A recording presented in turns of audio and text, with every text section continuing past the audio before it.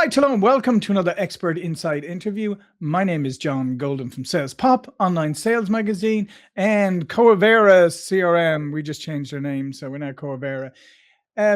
Joining you as usual from sunny San Diego. And today I'm delighted to be joined by Justin Goodbread, who is over in Tennessee. How are you doing, Justin? I'm good, John. How are you today, bud? Yeah, doing great. And Justin, you're a globally recognized business strategist, keynote speaker, and founder of Relentless Value Coaching. You started and scaled and successfully exited 7 companies across multiple industries, including an RIA that reached 8-figure value in just under 4 years. You're the creator of the Decamillionaire Way and the Relentless Framework, which helps service-based business owners scale to 10 million plus enterprise value while protecting their faith, family, and freedom. And that's what we're going to talk about today. So you've built and exited like 7 companies, right? So what's the biggest trap that you see most kind of service-based, founders and companies? What traps do they fall into that prevent them getting to where you got to? Yeah, the biggest single trap is the business owner sits at the epicenter of the business. There's no other bigger trap than that. But I understand why it happens, John, because if we're not vigilant and diligent, we're all going to fall victim to that. In the early days when we start our business, it is feast or famine. I mean, we'll work with anybody who can fog a mirror, right? Because we've got to pay the bills. Yep. But before you know it, we're 2 years, 3 years, 4 years along the line, and we haven't adjusted the business model to match where we were. We're still in the mindset of that feast or famine. And so before we know it, this business that we once, dreamed about, that we once, salivated over, we're going to have all sorts of freedom, this, that, and the other. Now we become prisoner to our own success. And because of that prison, we end up finding ourselves as the owner in the epicenter of the business where everything flows through us. And so if you're going to drive valuation, build your company to where somebody's going to walk in and give you some walkaway money, you got to remove yourself from the epicenter of the business. So if you're an owner or a founder or whatever right now, how do you recognize that you are the bottleneck? Because that is, as you said, that's the hard thing to do, because a lot of times people don't see themselves as the bottleneck. They see themselves as just the necessary filter. Yeah. I've been asked that question no less than a couple hundred times in my career. And the way I like to bring it back to is something that maybe many of us are familiar with as children. I'm going to show my age here, John. I'm a child of the 70s. And we had this thing that I called the spinning wheel of death. Some people call it a merry-go-round. But you would hold on this merry-go-round, right? You've been there. You know where I'm fixing to go with this. You'd hold on this merry-go-round. You get Bubba pushing that merry-go-round as fast as you can. And before you know it, you're hanging off by the thread. Your feet are out in the air. And you're like, dear God, don't let me fall off this thing.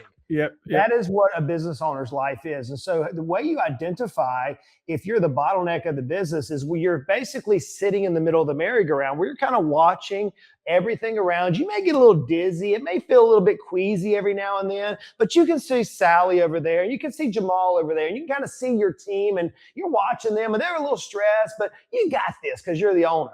The way you know you're at the epicenter of the business is when someone like me comes along and says, okay, I need you to take 8 weeks off. Go away for 8 weeks. And now you're like, oh my God, just like at that moment, I put you on the outside of the merry-go-round. So for most of us as owners, whenever we literally can sit, we can see the field, we have to walk our minds to this merry-go-round saying, oh my goodness, the best place to be is like my mom sitting over on the park bench saying, you guys are a bunch of fools here. You're going to hurt yourself, break an arm. The best place to be is on the bench. So in order for us to get there, we're riding this merry-go-round that's spinning. And you know what it's like to walk off. It's going to suck. It's going to get dizzy. When you let go, it's going to hurt. But eventually you're going to get up and you're going to look and you're like, man, that business over there is operating the way it should be. So that's the best picture I can give a business owner that seems to resonate. It helps them like, oh my goodness, he's right. Yeah, no, that's a great analogy. Yeah. Those things are death traps too. If you fell under the old ones, if you fell under them, like it could do you some serious damage. Oh yeah. And there was none of that lovely soft, composite grounds that they have on playgrounds now. It was good old concrete.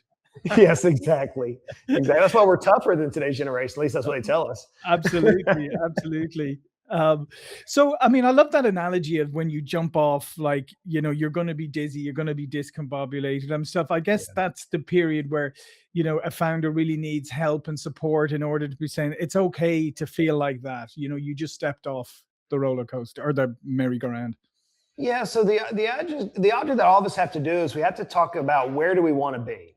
Most of us, we had this idea when we started a business, and now we're in the merry-go-round, we're spinning, we may be dizzy, we may be just sitting back kind of watching it lackadaisically, but that's not ultimately where we as founders want to be, or we as business owners want to be. As business owners, what's interesting is that we're pretty much the epic control freaks. We like to control everything. I'm guilty. I'm like the biggest one out there. But we control everything except for our exit or how we're going to depart. And before you know it, a health issue comes about, financial troubles, the world goes chaotic as it often does. And we find ourselves where we have to leave our company. Maybe it's we're going to pass it down to our children. Maybe it's a key employee is going to take over. Maybe it's a competitor is going to buy us out. Maybe we have like a private equity firm that comes in, offers us bank, whatever it ends up being, we're going to leave our companies. So no matter where we're at on this game of this merry-go-round, no matter where we're at in this game of life as a business owner, it behooves us all to kind of look into the future and start planning our departure. In the same avenue, whenever I've been on the merry-go-rounds before, John, we were psycho, man. We were psycho as kids. We put motorcycles on the side of the merry-go-round and used them to spin it around. We got stupid fast, right? I mean, we were hurling our guts out. But if you can imagine going that fast, you don't just run out and just leave, because you're trying to figure out, how am I going to get off this spinning wheel of death? The same thing is true for our business. No matter where you're at, it's spinning. It may not be going psycho mode yet, but it's spinning around. You have to think about, oh my goodness, at what point in the future am I going to exit this company? Is it going to be next year? Is it going to be 5 years, 10 years from now? And if you begin having that conversation with yourself, you're going to now, through the reticular activating system, you're going to start hearing things that you've never heard before. You're going to start listening to advisors you never even knew existed before. And you're going to pick up little nuggets and tidbits. And when the time comes for you to make that leap of faith, without trying to land on the concrete, breaking all of our bones, and watch your mom say you're an idiot, okay? Without that happening, you're going to have the advisory team around you to say, hey, we've done this a few thousand times. We know what you're going to go through. Let's walk you through this. Yeah, so one of the issues obviously is that a lot of people like start businesses and get into businesses without, and at that point they're not thinking of the end, right? Because they don't know what the end is, right? You're thinking of this would be, but to your point, if you don't, the earlier you can think about what is the ideal end, what's the ideal exit for me, why am I doing this? And I think that's the thing. I think sometimes people start without really a good firm why in place. Yeah, I would agree with that. I think what we default to is income more than anything, because we're hungry. We want to feed our families, want to increase our lifestyle, want to bless those around us, our communities, our charities, things of that nature. And before you know it, we built a lifestyle business where no one wants to pay us for the business. And so now we've elevated our lifestyle pretty substantially to where we feel pretty good, but we don't realize how much as business owners we run vicariously through the company, i.e. cell phones, trucks, trips, kids, wives, husbands, whatever it is, we run through the business. And so we look at our paycheck or our NOI or distribution, whatever it is with your particular company, and we say, oh my goodness, we're making $250,000, $1 million, whatever the number is per year. But then when we add on top of the perks and the benefit of our company, we don't realize how much money we truly make, nor do we take stock in the fact that we're going to almost always have to have an exit to where somebody pays us money for the company just to close the gap in our net worth. Very few business owners have saved enough outside the company to where they can walk away and have that rental property pay them, or that stock portfolio pay them, or that pension plan. It's just not the way we operate. We're so used to pointing everything back into the company to increase our lifestyle that we can't help but sell the company. So I agree with you that we often lose focus on the vision, but I think it's just because of our drive for hunger and success that we want to see that income, that we often don't understand how much value or how much net worth we're going to need to maintain that value throughout the remainder of our life when we do finally decide, enough's enough. Yeah. So when you work with an owner founder, you have a relentless framework, right? Can you explain the relentless framework? Because that's the thing. I mean, as I was looking at it, I was agreeing. It's one thing to say, yeah, I'm going to get out. I'm going to get out of being involved in everything, Justin. But I don't know where to start. Yeah. I mean, it's like I'm so embedded everywhere. Yeah, let's talk about the framework first, and I'll walk you through the framework. I like a framework because a framework means that I can apply it to my life no matter what my blessings, my gifts, my talents, my skill set, no matter where I'm at.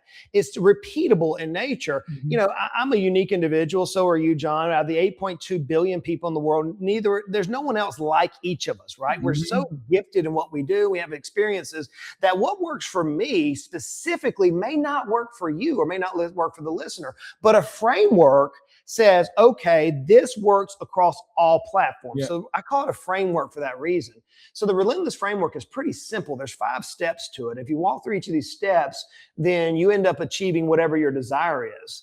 The first step is Relentless Foundation. All of us as business owners, we launched our business for some reason, whether that be to change the world, to make more money, to help our family, whatever it may be.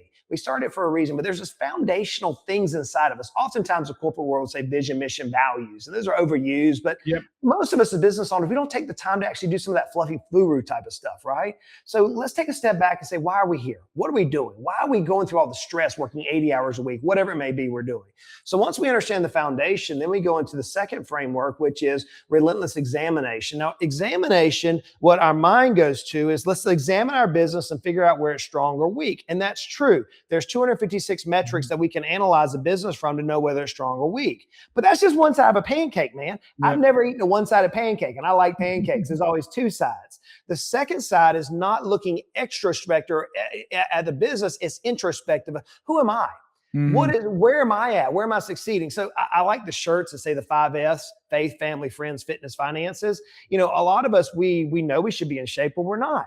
And so now if we don't get our examination of who we are aligned with the business, aligned with our values and our vision, then we're not, it doesn't matter what the next 3 frameworks are. We're going to be miserable. I heard Warren Buffett one time say, what good is wealth if you don't have health? Yeah. Powerful statement, right? So then we get to the third framework, which is a relentless execution. So now that we examine what we need to do in our life, our personal life, whether our friendships need to be improved, our faith needs to be increased, our fitness, or we need to go in and dissect the 286 metrics of our business, now execution comes about. You know, most of us as business owners, we have all the ideas. We know how to come up with ideas. In fact, it's like squirrel. Where did that come from? Okay. And it's like, that's the way our brains think, where we end up making the deca-millionaire journey, getting $10 million or greater in enterprise value is by laser focusing on the things that move the needle the most. So that's the third step in the framework. And then the fourth is relentless exit, planning out when we're going to dispose of the company and whom we're going to dispose the company toward, right? Whether it be a child, a competitor, an internal person, an external person. We're building our company 5, 10, 15 years in advance for that moment. And after we have that exit, there comes relentless freedom. Now, I use that word freedom because whenever I'm on stage, John, I'll be in front of 1,000. In fact, this next week, I'm going to be in front of a couple thousand business owners, and I'll ask the question, who in here wants freedom? I've never had it not happen, John. It'll happen this week. Everybody raises their hand because that's who we are as business owners. We want freedom. But then have we ever defined it? Most of us haven't. We think maybe it's freedom of pocketbook. And I understand that. Maybe we need to have enough money where we don't have to worry about what we're going to spend. Maybe it's freedom of time. I don't want to have a client or a customer or a vendor, an employee bothering me. I want to be able to shut my life down for 6 months. Maybe that's freedom.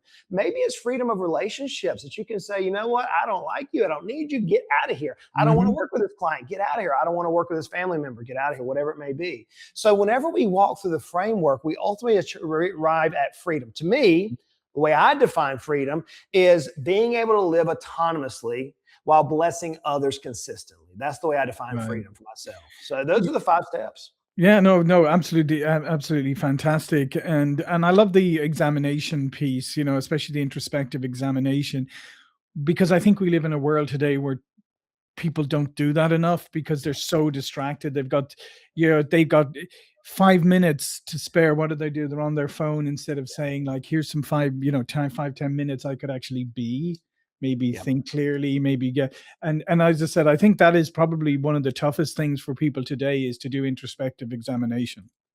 You know, whenever we have our coaching program, we end up doing some private client work where people will pay us significantly to come in and spend a week private one-on-one here on my retreat, my farm. And they feel like, they've said this to me many times. I said, Justin, it feels like I'm in a therapy session. And all I've done is I paused them. I moved them almost like when our kids go to youth retreat somewhere, like with a bunch of other kids. They get away from the world, shut down the technology, get away and able to do some introspective work. When the business owner comes down and sits, I've had big old burly men, like calluses on their hands. They're talking about the guys that you want to be on your side when it comes to a football game, these type of fellas. John, they've been in my office and they're crying like babies, because they've now realized that the last 10 years of their life, they're totally off the mark from where they want to be. They haven't taken the time introspectively, or something health-wise happens. And yeah, they've got the world, they have the money, they have the income, they have the fame, they have the fortune, but now what good is it? Because now they're dealing with health that doesn't matter.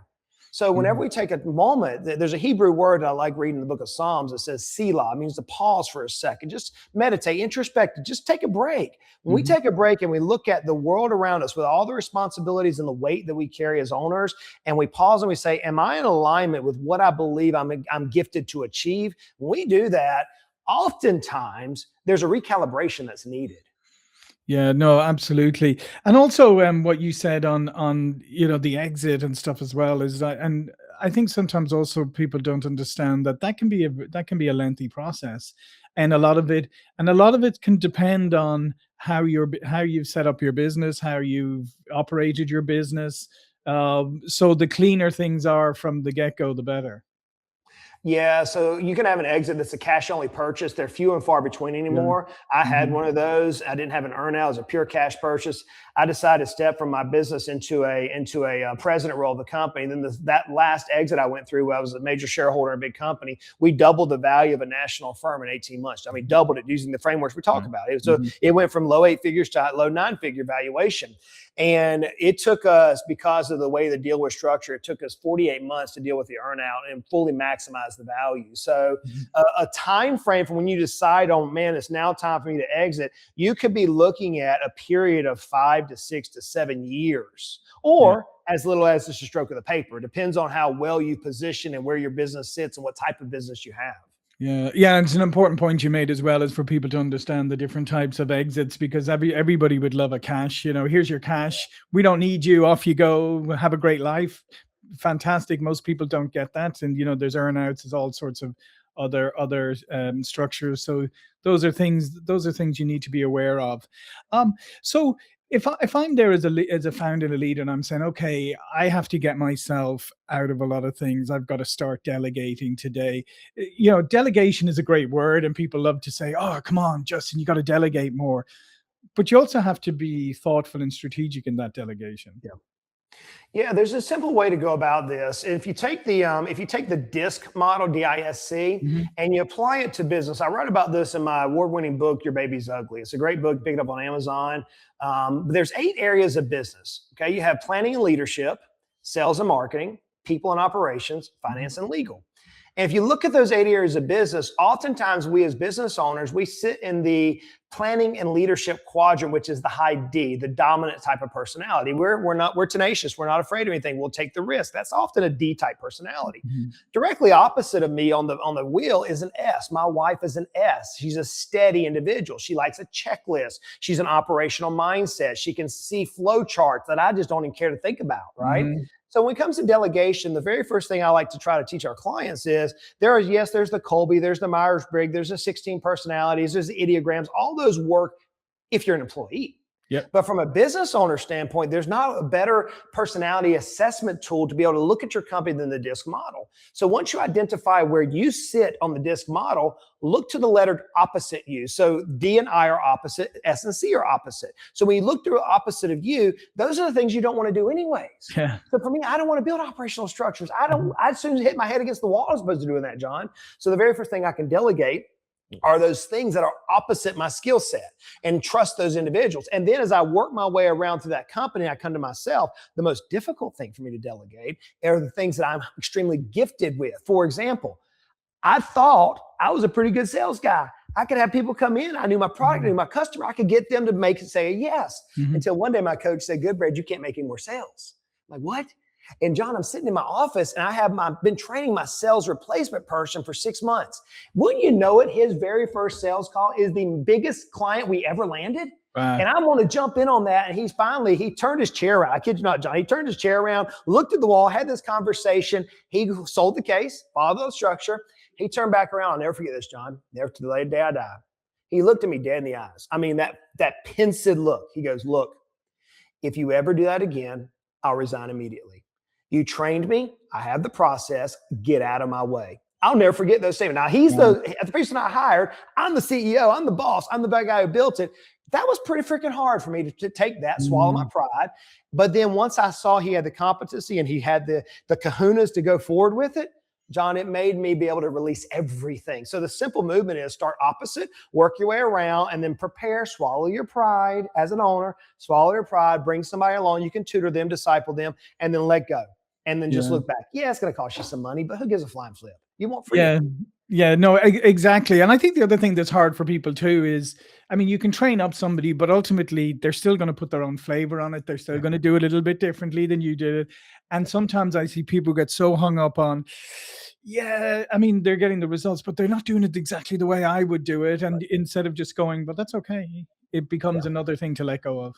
Absolutely. 51% is all you need, friends. When you put the scale out there, if you try to get it to 100%, you're never going to get out of the epicenter of your business. You're not going to build a business where somebody buying. What they're looking for is a business that operates without you. They're looking for the golden goose. And the only way you're going to do that is to be comfortable playing in the 60 to 80% range, knowing that 60 to 80% is all you need. Now, it's not going to be perfect. It's going to have frustration, but that's all you need in order for you to remove yourself from the business. And that takes, whenever I say that, as a business owner, I'm on the opposite side of the radio. Listen to this saying, you have lost your every love of mine, Goodbread. I get it. But that's all you need, friends. 60 to 80% accuracy, and then move out of the way and let your team run it. No, absolutely. And in today's world where, speed is everything too, you have to, you can't. And anyway, perfection is an illusion, and it's an excuse not to do anything, actually. Well said. Well said. Yeah. And then just finally, what you were saying there, I think that's probably the key thing for owners and founders to understand, like, for the future, is ultimately somebody's going to buy your business wants to buy a business that can operate without you. Yeah, it's the proverbial golden goose, isn't it? That's what we're all looking for. What the sad part about it is most of us, we think we have a business that would sell, and it may sell for pennies on the dollars, but we don't realize the enterprise value that it actually has to be for us to maintain our lifestyle. That's sad to me. What's even more sad is there's roughly about $13 trillion in businesses that are going to try to transact over the next 5 to 10 years, depending on which data point you look at. Whenever those that do transact, by the way, we're talking less than 15% of that $13 trillion will actually transact, will actually move from the owner to somebody else. Only about 15% of them will do that. Of those 15%, hear me on this. This is like, pull your car off the road, listen to this one, okay? Here we go. Of those business owners that do make a sale, only 4% are happy. Why is that? Why is that? Because they never take a step back and figured out who they were outside the business. I remember this years ago, John, Oprah Winfrey. She's done a monumental work in our world and around the ecosystem. But she made this statement years ago that stuck with me since I was about 18 or 19 years of age. She said, the hardest thing for me was introducing myself not as a talk show host, not as an author, but as a mother, as a friend, and she listed these things out. See, most of us as business owners will say, well, who are you? Well, I'm Justin Goodbread. I'm the CEO of Relentless Value Coaching. Okay, well, no, I'm not. I'm a husband. I'm a father. I'm a friend. I'm a hunter. I like to garden. I'm a country boy. I like riding on my tractor. That's who I am. I mean, I'm in my log cabin right now. That's who I am, right? And I just happen to be a CEO of a financial firm. CEO that helps service-based business owners rapidly scale. But for most of us, the reason why when we exit, we're not happy and we're miserable is because we place our identity in something that never was meant to be placed in. So friends, take a moment. Selah, pause for a second. Look at this game that you're playing. That's all it is. It's a game. Look at this game of business you're playing. Does it align with where you want to be? John, I'll leave you with this. Yes. My coach made a statement to me at one of the hardest days of my life. My wife, during COVID, we didn't think she was going to make it. We thought she was going to go see Jesus. Honestly, we had the conversation with our kids. Mom's not coming home from the hospital, guys. There's a 12% chance she's going to make it. Now, today she's healthy, miracle. I'm grateful for that. But during that hard, dark season, about 8 weeks here, John, my coach was leaning into me. The business was growing. It grew 40% in 8 weeks' time while I'm sitting on the deathbed with my wife. That's literally what we're dealing with. Business is growing. I come out, I'm amazed at what the business has done. My team is pushing it forward because I've delegated. And my coach hit me with this question. He said, hey, Goodbread, if you had unlimited time and unlimited resources, what would you do tomorrow that's not doing today? Now, John, in that moment, think about the picture. My wife's there. I didn't think she was going to make it. And dissecting his statement, he said, if I had unlimited time, well, none of us do. We know that. Time is fleeting. It's like grain sand between our fingertips. And then he didn't say money. He said resources. I'm like, why didn't he say money? I could answer that one. Why did he say resources? So I'm dissecting the sentence, and I told him, I said, I don't know. He said, why don't you chew on it? So I went back, I thought about it, prayed about it, did some meditation, all other things. And I came back and said, you know what I would do? Is I would get on the airways and I would tell business owners, wake up. Like my dad used to grab me by the shoulders, wake up. There's a time coming, friends, that if you're not preparing for this, you're going to get ran over. Wake up. Now's the time. Let's go. Let's build a business we'll sell. And he said, and he looked at me square in the eyes. I'll never forget this, John. He goes, then you're misaligned with what you're currently doing. Let's realign. That was the catalyst for me to walk away from a company that was scaling at 40% a year. 40% a year without me involved in it. I'm talking about the Right. golden goose, dude. Yeah, yeah. Walked away from that business. And you know what? Here we are 5 years later. I am having the time of my life. I'm living my wildest dream. But it would not have happened had I not been introspective and not stepped back and say, where do I really want to take this business? I hope that helps you and your audience. Yeah, no, absolutely. And that's such a profound story. And I think that's hopefully in different circumstances, but that's if other people do that introspection, they'll have moments like that where they realize that they're out of alignment with what they actually really want. And I guess that's the message from today is like, figure out what you really want, figure out what you want from your business, and then figure out how you can become that, how you can build that independent organization that doesn't rely on you all the time. Yeah, and it's not new information. It's just used. Often it's one word. You just got to decide to do it. You just got to decide. You'll find a way when you decide. Yeah. That's often the reason why when you're honest with yourself, why haven't I done this yet? It's because I haven't decided to do it yet. Yes. Exactly. Yeah, absolutely. Great. Well said. Yeah. Well, listen, thanks a lot, Justin. Thank you for watching and listening. And just before we go, Justin, please do remind people about what you do. Yeah, so Justin Goodbread, Relentless Value Coaching. I would challenge you. We have a podcast called Decamillionaire Decoded where I teach business owners how to reach decamillionaire status. I'll tell you right now, it's number 70 in the United States on the business side. It's a well-produced podcast, over 1,000 episodes. And if you want to follow us there, get a lot of glean and little nuggets you can apply to your business, I welcome you to join us. And then I'll say also, Instagram is like my wheelhouse. Go to Instagram. You're going to see Justin in all of his glory, his fun times. They're sharing things around the farm, just in life. And you'll see what a life of freedom is. And I'm constantly challenging business owners to level up. Let's go. We can do this. If anybody can do it, it's the business owners out there. Yeah, fantastic. Well, listen, thanks again, Justin. Thank you for watching and listening. See you all again soon. Thank you.